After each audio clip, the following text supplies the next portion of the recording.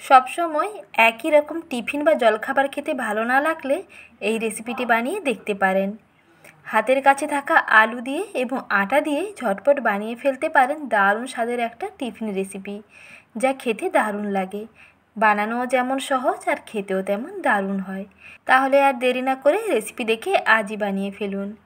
প্রথমে এখানে আটাটা মেখে নিচ্ছি। একটি বড় মেশানোর বাটির মধ্যে আমি হাফ বাটি দিলাম আটা আর দিচ্ছি হাফ বাটি ময়দা। আটা ও ময়দা 1:1 অনুপাতে নিতে হবে। এর মধ্যে দিচ্ছি স্বাদ মতো লবণ আর দিচ্ছি 2 চামচ মতো সাদা তেল।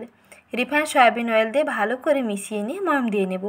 প্রথমে আটার সঙ্গে তেল নুন ভালো করে মিশিয়ে ময়ম দিয়ে নিয়ে তারপরে অল্প অল্প জল দিয়ে মিশিয়ে একটা ডো বানাতে হবে। সাধারণত আমরা যেমন প্রতিদিনের রুটি পরোটার জন্য ডোটা তৈরি করি, ঠিক তেমন করে এখানে আটার ডোটা বানাতে হবে। আর এইভাবে আটা ও ময়দা মিশিয়ে বানালে এই পুরিগুলো ভীষণ নরম তুলতুলে হবে আর ভীষণ টেস্টি হবে। তাই শুধু আটা কিংবা শুধু ময়দা না দিয়ে আটা ও ময়দা মিশিয়ে এইভাবে ডোটা বানিয়ে ফেলুন। ডোটা এদিকে রেডি হয়ে গেছে আর ডোটাকে 5 মিনিটের জন্য স্ট্যান্ডিং টাইমে রেখে দিচ্ছি। ততক্ষণে এদিকে আলুর পুর রেডি করে নিচ্ছি। দুটো সেদ্ধ আলুকে এইভাবে প্রথমে গ্রেটার দিয়ে গ্রেট করে নিলাম। তারপরে কড়াইতে দিলাম 2 চামচ সর্ষের তেল। সর্ষের তেলের মধ্যে দিচ্ছি রসুন কুচি, আদা কুচি আর দিচ্ছি কাঁচা লঙ্কা কুচি। এখানে আদা ও রসুনটা বাটা না দিয়ে এইভাবে একটা গ্রেটার দিয়ে গ্রেট করে নিলে এটা বেশি খেতে ভালো লাগবে। এর সঙ্গে মিশিয়ে নিচ্ছি পেঁয়াজ কুচি। পেঁয়াজটাকেও ঠিক একইভাবে ছোট ছোট করে মিহি করে কেটে নিয়েছি। আদা রসুন কাঁচা লঙ্কা এবং পেঁয়াজটাকে একটু হালকা ভেজে নিচ্ছি। প্রথমে আদা রসুনটা বেশ ভালো করে ভেজে নিয়েছি, তার মধ্যে দিলাম পেঁয়াজ কুচি, পেঁয়াজটাকেও ভেজে নিলাম। তারপরে দিচ্ছি অল্প একটু হলুদের গুঁড়ো এবং লঙ্কার গুঁড়ো। গুঁড়ো মশলাগুলো দিয়ে পেঁয়াজের সঙ্গে আবার একটু ভেজে নিচ্ছি। তারপরে এর মধ্যে গ্রেট করে নেওয়া আলুগুলোকে দিয়ে দিচ্ছি।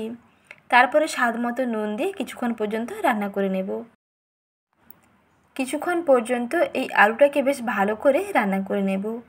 আর এখানে দিতে হবে 1 টেবিল চামচ ছোলার ছাতু।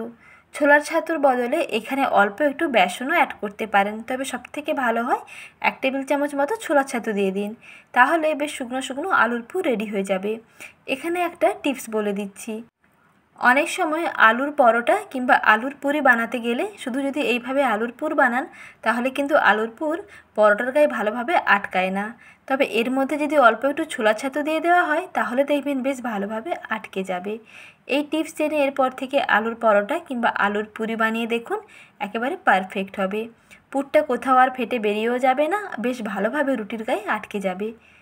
এখন ভালো করে মিশিয়ে নিচ্ছি। সবশেষে দিলাম অল্প একটু গরম মশলার গুঁড়ো আর দিচ্ছি ধনেপাতা কুচি। ধনেপাতা কুচিটা দিয়েই গ্যাসের ফ্লেমটাকে বন্ধ করে দিতে হবে। এই গরম অবস্থায় আলুর পুরের সঙ্গে ধনেপাতা কুচিটাকে ভালো করে মিশিয়ে নিতে হবে, তাহলে ধনেপাতার একটা ফ্লেভারটা দারুণ লাগবে। বেশি কিন্তু ধনেপাতাটাকে রান্না করবেন না, সবশেষে দিয়ে ভালো করে মিশিয়ে নিলেই আলুর পুর একেবারে রেডি। যখন দেখবেন যে মিশ্রণটা এরকম কড়াই থেকে ছেড়ে চলে আসছে আর এরকম শুকনো শুকনো হয়ে গেছে তাহলে বুঝতে পারবেন যে আলুর পুর একেবারে রেডি। এখন প্লেটে নামিয়ে অল্প কিছুটা সময়ের জন্য একটু ঠান্ডা করে নিয়েছিলাম। এখন এই আলুর পুরটাকে এরকম ছোট ছোট বলের মতন বানিয়ে নিচ্ছি। প্রতিটা পুরির মধ্যে এইভাবে একটা করে বল দিয়ে বানিয়ে নেব। তার জন্য এরকম প্রথমে বলের মতন বানিয়ে নিতে হবে আর এই বলগুলোকে রাখবো একটা প্লেটের মধ্যে। অল্প একটু ছাতু দিয়ে দিলাম। সেই ছোলা ছাতুটা প্লেটের মধ্যে হালকা করে এইভাবে ছড়িয়ে দিয়ে তারপরে বলগুলোকে রাখবো। তাহলে এই আলুর পুরের মধ্যেও ছোলা ছাতুটা বেশ ভালোভাবে আটকে যাবে।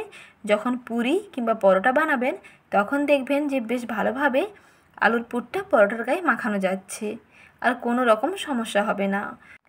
আলুর পরোটা কিংবা আলুর পুরি বানাতে গেলে আলুর পুরটা পরোটা থেকে সম্পূর্ণ আলাদা হয়ে যায়, মাখানোই যায় না।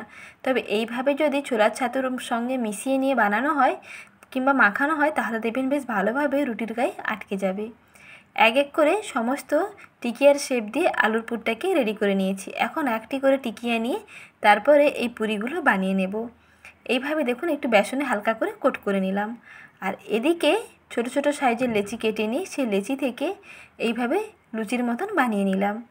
তারপরে একেবারে মাঝখানে সেই তৈরি করে নেওয়া আলুর পুরটাকে এইভাবে দিয়ে প্রথমে একটু প্রেস করে দিন। তারপরে এইভাবে করে ফোল্ড করুন। যেইভাবে আমি ভাঁজটা করছি এইভাবে করে ভাঁজ করতে হবে। এক প্রান্ত থেকে শুরু করবেন তাহলে কাজটা অনেক সহজ হয়ে যাবে। দেখুন সাধারণত যেমন মোমোটা ভাঁজ করা হয় ঠিক তেমন করে ভাঁজ করবেন।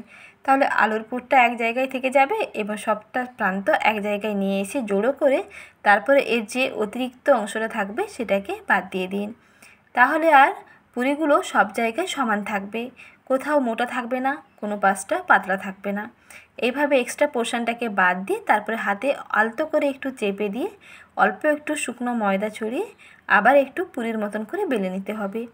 আর যেই দিকটা জয়েন করবেন অর্থাৎ যেই দিকটা জোড়ো করবেন সেই দিকটাকে নিচের দিকে রেখে আলতো হাতে হালকা করে একটু বেলে নিন। এতে আলুর পুর কচুরি থেকে আলাদা হয়ে যাবে না। অনেক সময় সমস্যায় পড়তে হয়, পুরি থেকে আলুর পুরটা বেরিয়ে চলে যায় কিংবা পুরো পুরির গায়ে ভালোভাবে আলুর পুরটা আটকায় না। তবে এইভাবে যদি আলু পুরি কিংবা কচুরিটা বানানো হয় তাহলে দেখবেন পুরির মধ্যে বেশ আলুর পুরটা ভালোভাবে পাওয়া যাবে। এখন এই টেস্টি আলু পুরিগুলোকে ডুবো তেলের কিন্তু ভাজার প্রয়োজন নেই, একটু শ্যালো ফ্রাই করে নিলেই রেডি হয়ে যাবে খাস্তা আলু পুরি। তার জন্য কড়াইতে অল্প একটু তেল গরম করে নিয়েছি। তেলটা মোটামুটি উষ্ণ গরম হয়ে আসলে পুরিগুলোকে দিয়ে এপিড ওপিড উল্টে পাল্টে ভেজে নিতে হবে। আর তেলে দেওয়ার পরেই দেখুন কী সুন্দরভাবে ফুলকো হয়ে যাচ্ছে। যদি মনে হয় এই আলুর পুরিগুলোকে তুলতুলে নরম করে খাবেন তাহলে এগুলোকে হাই হিটে ভাজবেন। তাড়াতাড়ি ভেজে তুলে নিলেই একেবারে ভাজার পরে তুলোর মতো নরম তুলতুলে থাকবে। আর যদি খাস্তা খাস্তা খেতে চান তাহলে লো আঁচে ভাজলেই অনেক খাস্তা হবে, সঙ্গে অনেক টেস্টিও হবে। আর এই টিপসগুলো জেনে বানিয়ে ফেলুন, তাহলে পারফেক্ট আলু পুরি কিংবা আলুর কচুরি রেডি হয়ে যাবে। খেতে দুর্দান্ত লাগবে। রেসিপিটি একটু ভালো লেগে থাকলে লাইক, শেয়ার এবং সাবস্ক্রাইব করবেন। রেসিপি দেখার জন্য অসংখ্য ধন্যবাদ।